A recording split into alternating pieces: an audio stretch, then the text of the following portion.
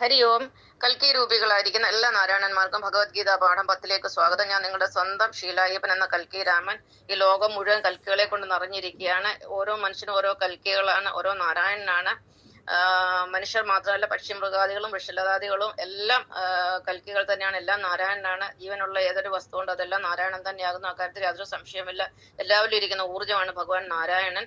ഭഗവാൻ നാരായണന്റെ പോസിറ്റീവ് ഊർജ്ജം 1962 ഓഗസ്റ്റ് 13 മുതൽ ട്രാൻസ്ഫോർമേഷൻ സംഭവിച്ചതിന് പരിവർത്തനം സംഭവിച്ച നെഗറ്റീവിലേക്ക് മാറി. അതിനുശേഷമാണ് ഈ ലോകത്ത് ശാസ്ത്രവും സാങ്കേതിക വിദ്യയൊക്കെ ഇത്രയേറെ വളർന്നത്. അപ്പൊ ഇന്ന് നമ്മൾ പഠിക്കാൻ പോകുന്നത് ഭഗവത്ഗീത 4-ാം അധ്യായമായ ജ്ഞാനകർമ്മ സന്യാസ യോഗത്തിലെ 11-ാമത്തെ ശ്ലോകമാണ്. ഈ ശ്ലോകം എന്താണെന്ന് നോക്കാം. ഏ യഥാ മാ പ്രപദ്യന്തേ താംസ്തഥൈവ ഭജാമ്യഹം മമ വർത്തമാനുവർത്തന്തേ മാനുഷാഃ പാർത്ഥ സർവശഃ. ഈ ശ്ലോകത്തിന്റെ അർത്ഥം എന്താണെന്ന് നോക്കാം. യാതൊരുവൻ എപ്രകാരം എന്നെ ഭജിക്കുന്നുവോ അതേപോലെ തന്നെ അവരുടെ അഭിഷ്ടങ്ങളെല്ലാം ഞാൻ സാധിച്ചു കൊടുക്കുന്നു.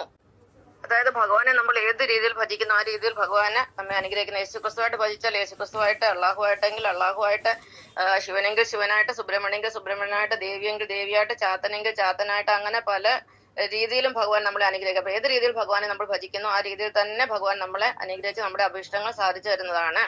അടുത്ത ലൈനിന്റെ അർത്ഥം ഇതാണ്. മമവത്മാനുവർത്തന്തേ മാനുഷാപാർത്ഥ സർവശ.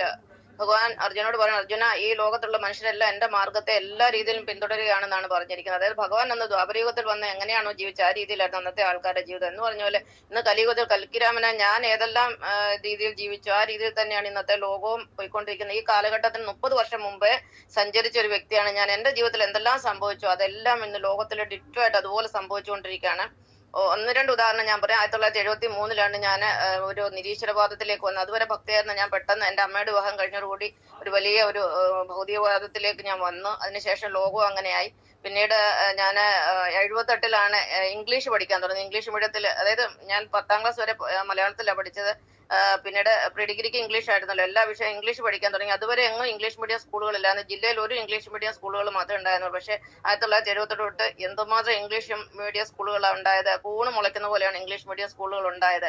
അതുപോലെ ഏത് കാര്യത്തിലും ഞാൻ 1995 ഗുരുവിലേക്ക് വന്നത്.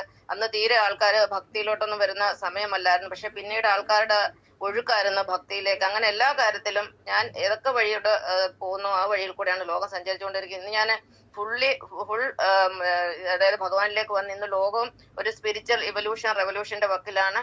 ഇതാണ് ഇന്നത്തെ പാഠം. നന്ദി, നമസ്കാരം.